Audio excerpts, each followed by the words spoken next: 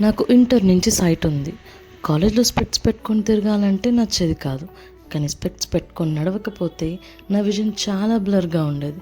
నా విజన్ అంత క్లియర్గా కనిపించేది కాదు. బట్ నేను స్పెక్ట్స్ పెట్టుకుంటే మాత్రం నా విజన్ చాలా పర్ఫెక్ట్గా, నా వే అంత క్లియర్గా అండ్ కాన్ఫిడెంట్గా ఉండేదాన్ని. Same works in spiritual life also. దేవుని ముందు పెట్టుకొని నువ్వు నడవకపోతే నీ వే అంత కన్ఫ్యూజ్డ్గా ఉంటుంది. నీ డెస్టినీ అంత క్లియర్గా నీకు అర్థం కాదు. ఒకవేళ నీ డెస్టినీ నీకు తెలిసినా నువ్వు అంత సేఫ్గా రీచ్ అవ్వదు unless you have the saviour as your shield. Why? Because God alone is your strength and shield. If you keep trust in him you will be help. This is what Psalm chapter 28:7 says.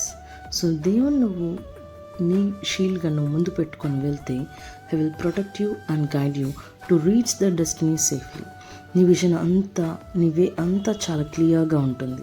He will let you know the things what's going to happen next. But దేవుని మనం షీల్డ్గా పెట్టుకొని నడవకపోతే every స్టెప్లో question మార్క్తో end అయిపోతాం. So choice is ours.